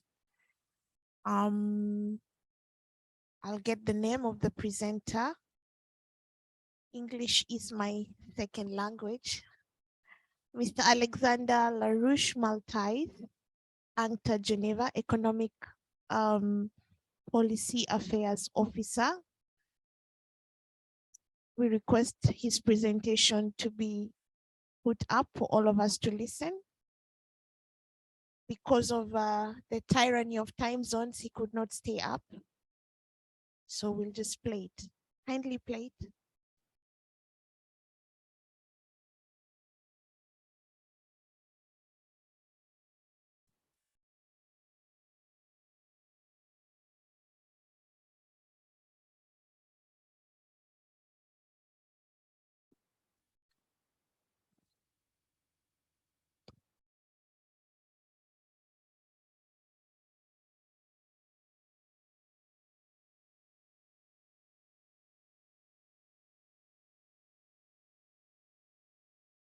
this opportunity to talk about how to integrate a gender perspective into trade facilitation reforms today at this Trade and Gender Symposium. My name is Alexandre Larouche-Matin. You may call me Alex. And I work for the trade facilitation section here in UNCTAD in Geneva. So today my job is quite difficult because I will be talking about the 10+1 recommendations from UNCTAD on how to integrate a gender perspective into trade facilitation reforms. UNCTAD's experience and expertise has allowed us to publish, as I said, this 10+1 recommendations on how to integrate a gender perspective into trade facilitation reforms. So the first recommendation would be quite simple, actually. It's about listening to what women traders have to say. You may know that female traders and women entrepreneurs organization are the best positioned to identify the main obstacles to trade.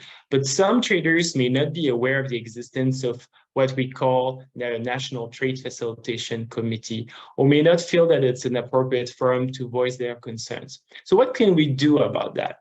Well, we can definitely undertake some awareness raising efforts to reach out to those women traders and associations to inform them about the activities of national trade facilitation committees and to consult them about their needs and obstacles they face. We can also invite Women Traders Association to take part in trade facilitation policy making process, first as observers or eventually as full members of the national committee. We should definitely encourage women traders and their association to participate in consultations and to provide inputs whenever we prepare policies, strategies, etc. Recommendation number 2 from UNCTAD is to make transparency work for all women.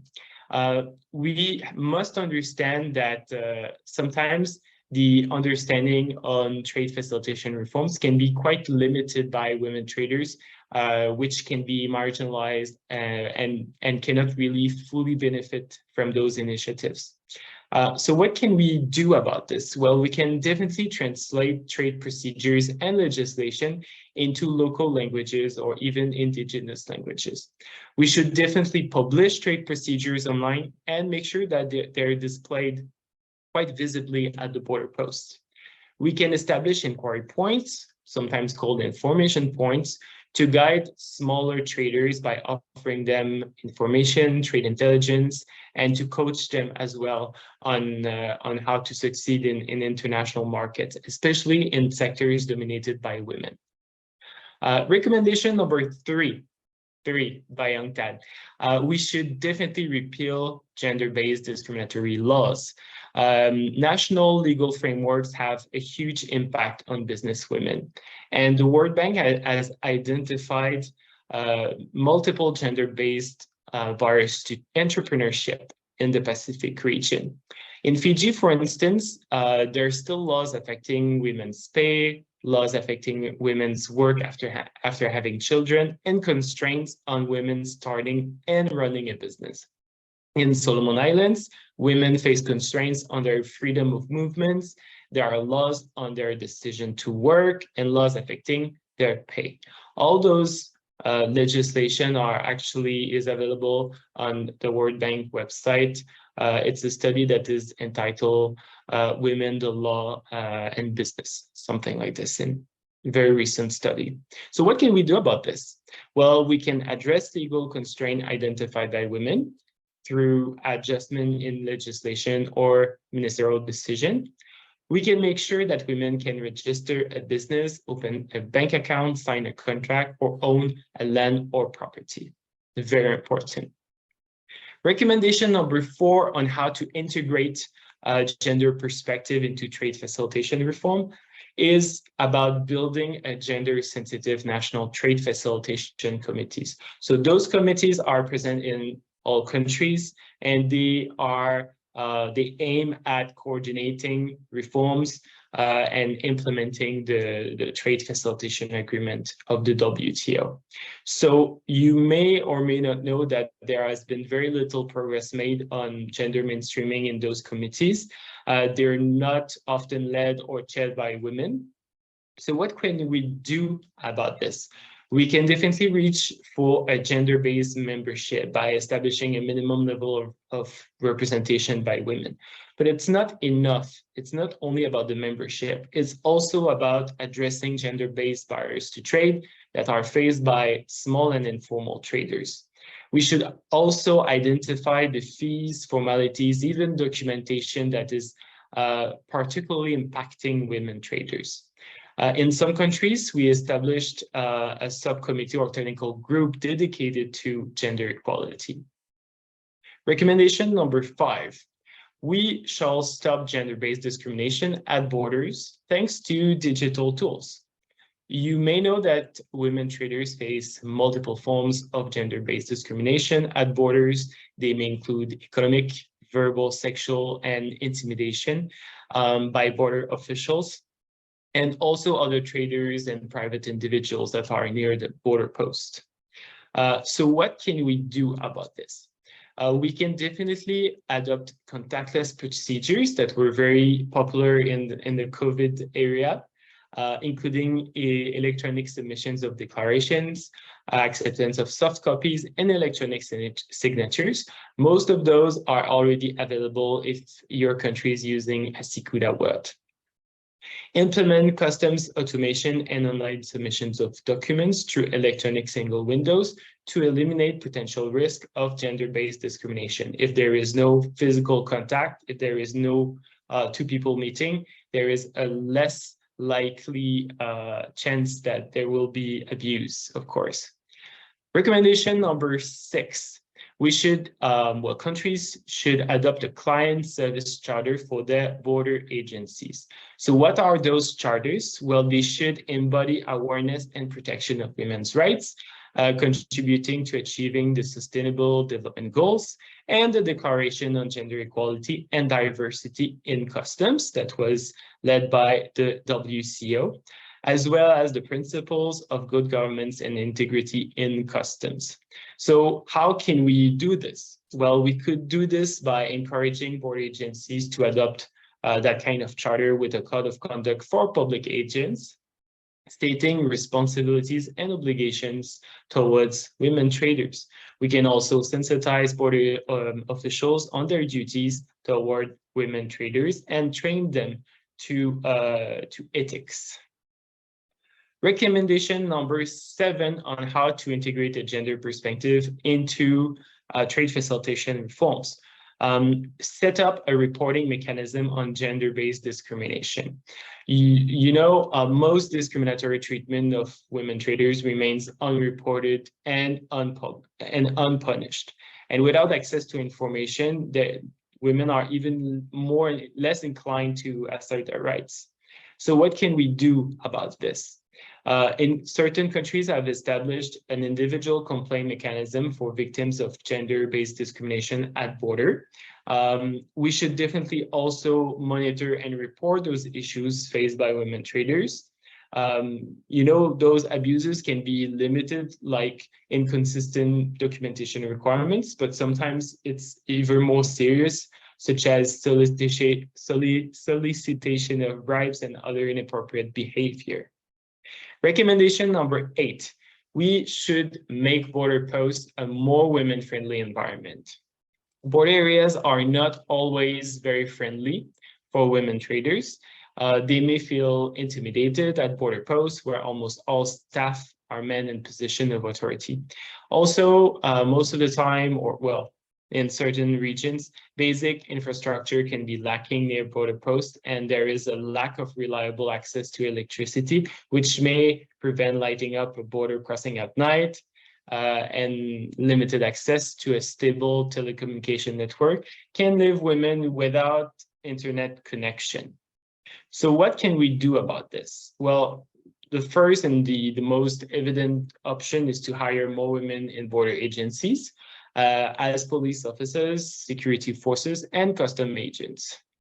We can also invest in infrastructure near border posts to keep women safe. Recommendation number 9, we need to change mindsets. Businesswomen may also need to overcome cultural barriers. Concerns and negative stereotypes may preclude women to engage fully in their professional life. such as networking, traveling, and even owning a business. So what can we do to change mindsets?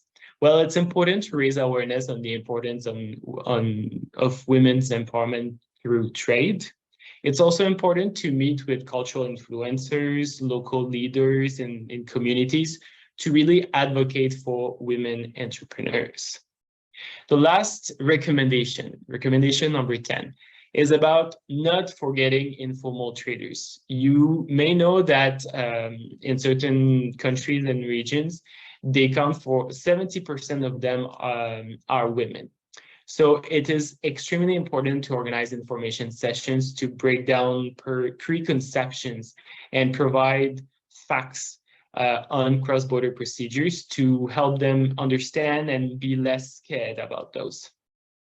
We could also implement incentive for informal traders to transition to formalized trade and to deliver training in entrepreneur skills, including bookkeeping, financial records, and trade rules and procedures.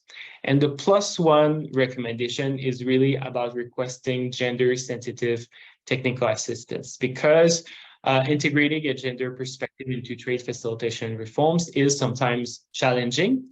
So national trade facilitation committees may easily contact development partners, international organizations to request for technical support. UNCTAD is always ready to provide a gender-sensitive technical assistance and capacity building programs for national trade facilitation committees and other country partners. I would like to thank you very much for your attention. If you have any comments, any questions, criticism, please do not hesitate to contact me, alexandre.larouche-malte@un.org. Thank you very much, and thanks to the organizers for such a nice symposium. Thank you, Alexander, in absentia. He's given his details, which we'll share if you have questions. This symposium doesn't stop at the work, it goes on because we have to have recommendations that would assist MSG in implementing a number of things. We are on our last panelist, Mr. Stanley Triff, but there are a few things I've picked from Alexander's presentation, which is worth noting. Information sharing, that was also shared in the morning by our colleague Lai Tunganga from the PESA Plus implementation unit in Samoa.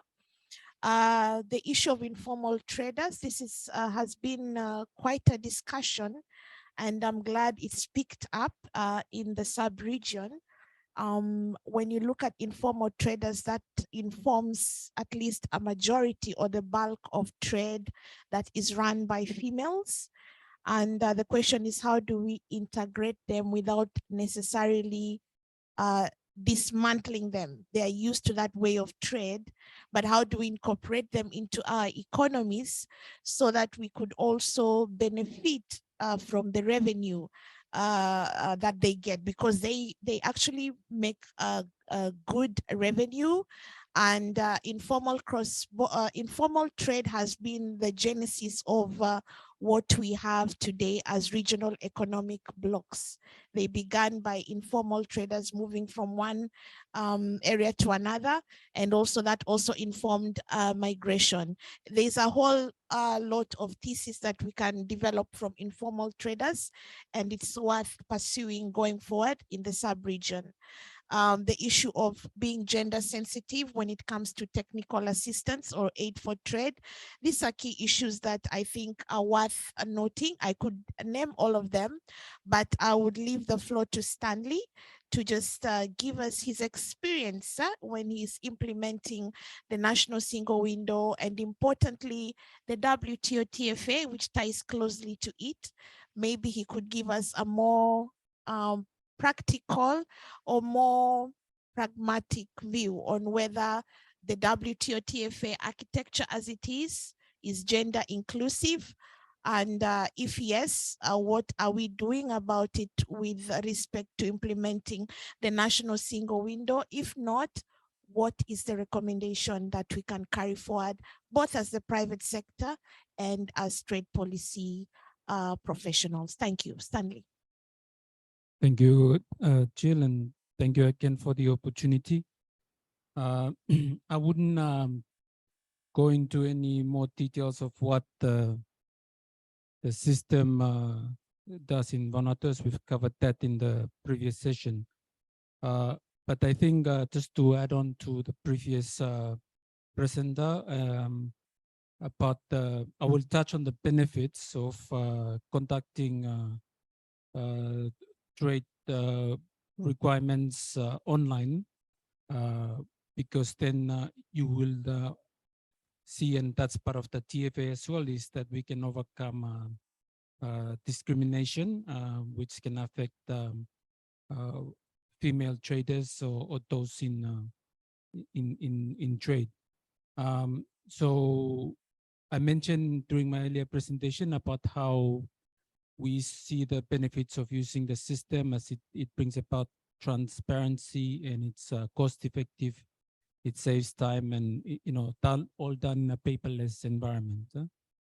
But when it comes to TFA, we see how implementing an electronic single window system in Vanuatu ticks a lot of boxes as far as the articles of the TFA are concerned. And I'll just quickly run through some of it, which is, for instance, when we talk about transparency, with the automation, it's a requirement that we publish all procedures online, the single window portal, and also the trade portal, which is where you can have procedures published. So the two system, if you like, work interactively.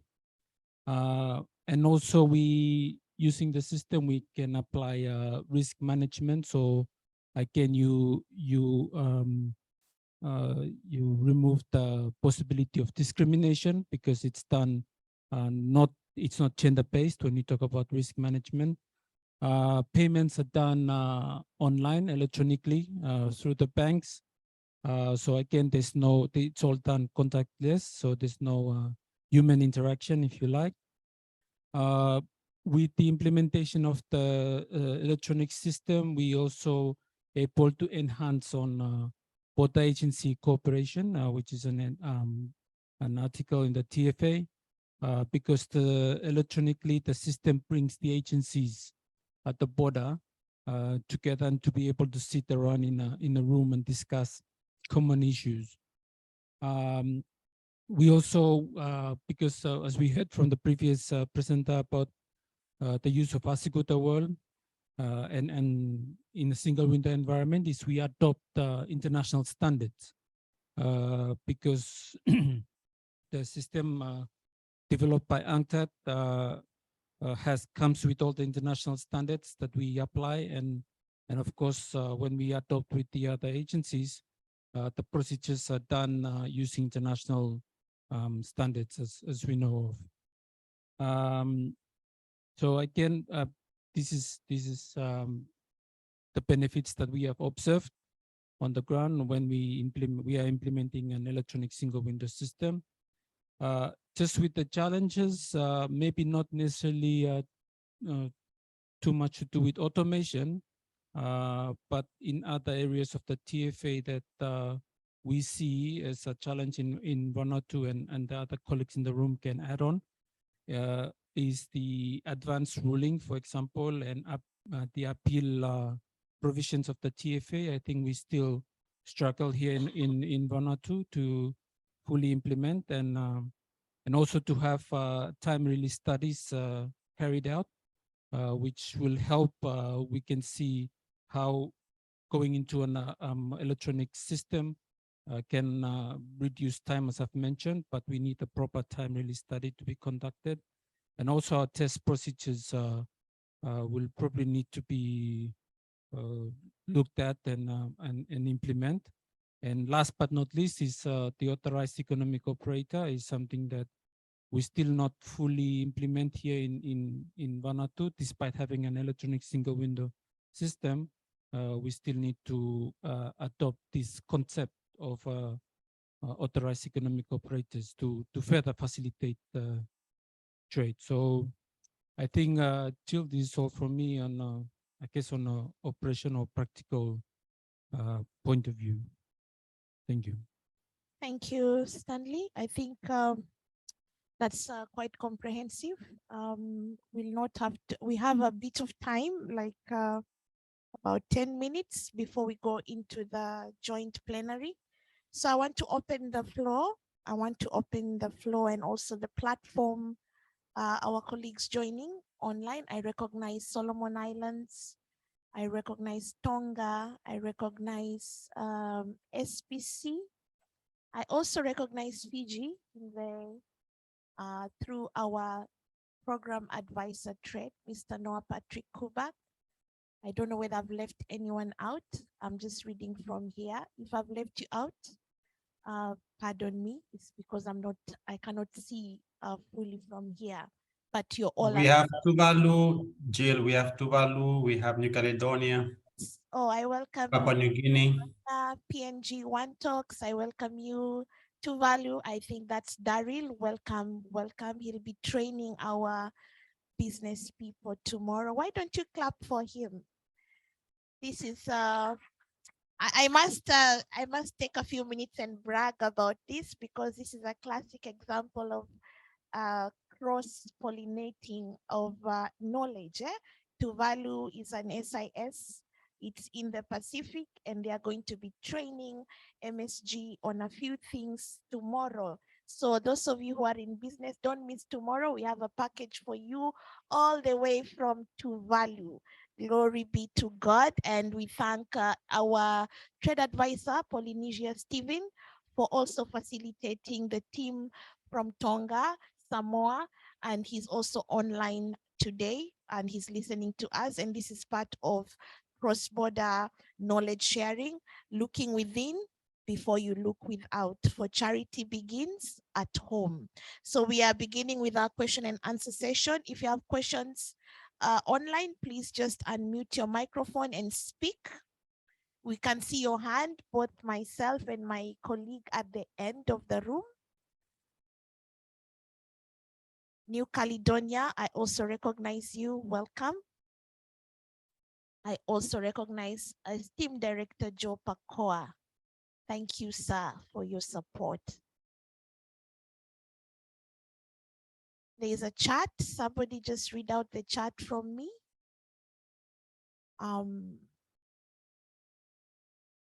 Let's encourage speaking other than chatting.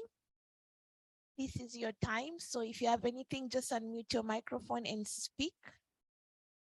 Okay, Director Joe has requested to leave. We thank him for his time. Stephen, any question, comment? Thank you, Jill, and thank you to the presenters for this very important symposium. It's been a great opportunity to catch up on the updates that are happening in relation to basically supporting gender mainstreaming into trade from the MSG. There are a lot of lessons that have been picked in this discussion, and I think it's been very informative. Great work Stanley Trafe is doing with the single window in Vanuatu, and the session on the practical challenges and experiences has been well appreciated. I also note there were some comments relating to the need to strengthen our statistics collection. From this, listening in from that perspective, I was thinking where the statistics show that probably there is more dominance of females in a particular trade sector, then the interpretation of gender sensitivity should be tweaked to show that the men are the vulnerable and not being assisted to basically be more efficient in trade. So because normally when the discussion of gender sensitivity comes up, at times there is a misconception that it relates mainly to women. They portray women as the vulnerable group. But I think it's very important that the decisions are informed that by the statistics that are collected in order to determine the interventions that will be adopted as we move along. Yeah, with those few comments, I would like to thank you for having granted us the opportunity to listen in and participate in this important symposium. And we look forward to engaging and encouraging more MSG, Polynesia, Micronesia linkages and building on strength within the different sub-regions. Thank you very much. Thank you, Stephen Musubire, all the way from the land of bananas in Africa, Uganda. That's a very valid observation. And I would also like to use his observation to bring out a caveat. When we were conceptualizing the symposium as MSG, one of the things we took away from the scene was this is not a feminist movement, because gender sometimes is twisted to mean feminism. Feminism is a whole argument in itself. And I also sometimes respectfully differ with some of our feminist opinions. Never mind, I am a female and I support women. So we made it clear from the onset, it is not about feminism. It's about seeing how best we can enable our female entrepreneurs participate more in regional and global trade. And I'm humbled and honored to see that men are part of this conversation, and that is just proof that we were not advancing, or we do not intend to advance a feminist agenda, but just to have a holistic way of fuller participation in trade as is required at the multilateral level for the WTO signatories. You will understand what I'm saying. Any other questions, comments, even critiques are valid? I think Betty Rose has a sermon, so we give her the mic. Thank you. Thank you very much, sir. And I thank all the presenters, Noah, Manager Stanley, and Alexandra from UNDER. I just had a follow-up question, but I wanted to ask the question to Alexandra, but I'm not sure, maybe, yeah, to respond later. But yeah, to take note of, yeah, just to highlight that, as you all know, Vanuatu had submitted its notification and as highlighted by Manager Stanley, I mean the trade facilitation notification, and as highlighted by Manager Stanley, all the C provisions that was outlined, and yeah, we still need assistance in all these C provisions under the trade facilitation. But I noted a recommendation from UNDAD, all the 10 recommendations that was outlined it. And I would like to maybe get a clarification on how Vanuatu would maybe, have access to this funding. As I noted the response from our notification that was submitted to the World Trade Organization TF facility. But all these recommendations that was outlined it, I would like to maybe get a clarification on how we could get this assistance, maybe through project or something, can get a clarification. Thank you. Thank you, Betty. That's a valid question, but fortunately, or rather unfortunately, Alexander is not online. What we'll do is for Vanuatu and any other person who has same sentiments as Betty around the room in terms of how they can tap into that assistance, we could organize maybe another bilateral call between Alexandra, Betty, and any other member.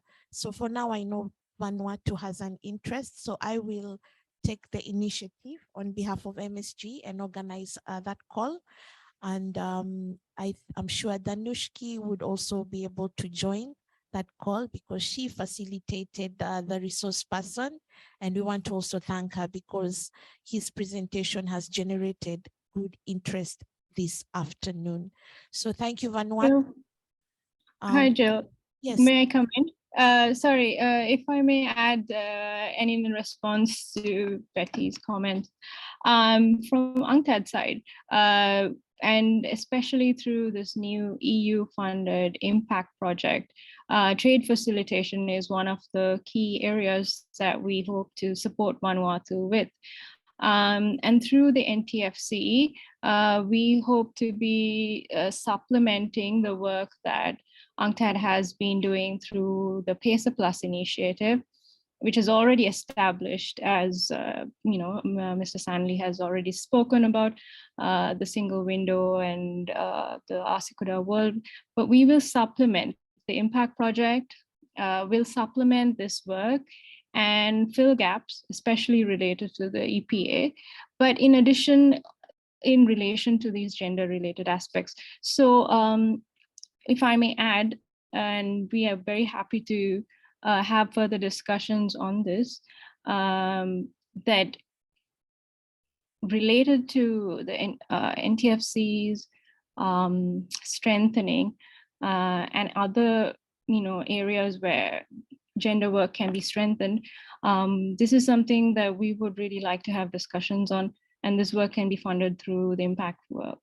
So the funding is available. I'd just like to say that, and we really look forward to working together with our partners on the ground, as well as our Vanuatu colleagues and counterparts. Thank you.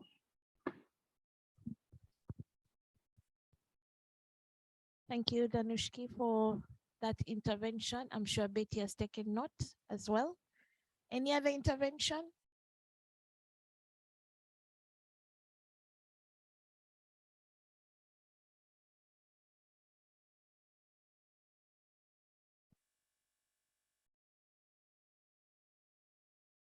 Any other questions? We are about to wrap up. Jill, very quickly, I think Estelina has actually just put for the information of Vanuatu that Tonga secured support from the World Bank Group to undertake our first times release study. It's in the chat. All right. Betty Rose, have you taken note of that? All right. Thank you, Estelina, and good afternoon. Colleagues, any other questions we have?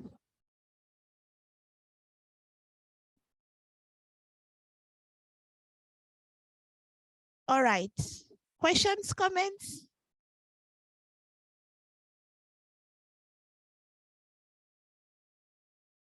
Okay, thank you once again, colleagues. As is practice, we'll request us to kindly switch on your videos, and my team in the room will stand in front and we'll take a group shot of this breakout session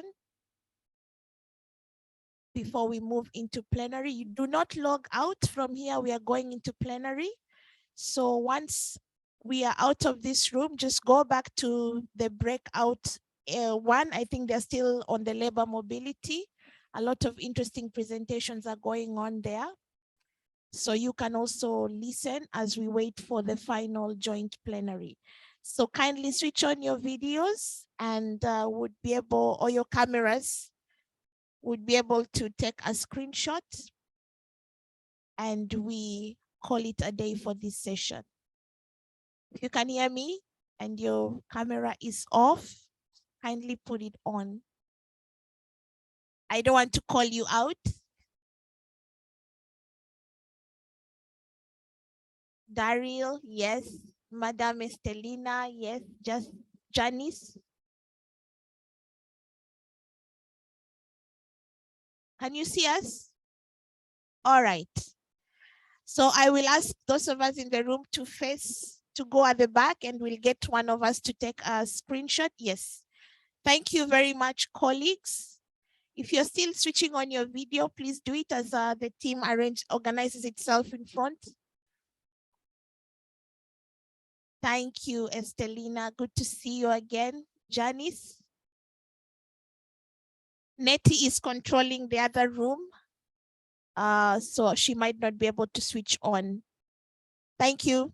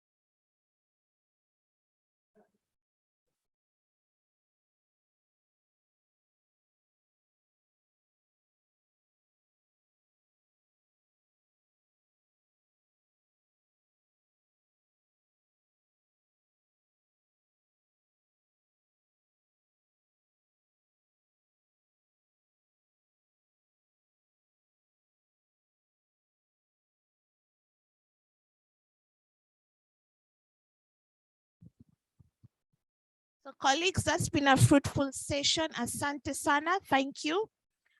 Just log in back to room 1.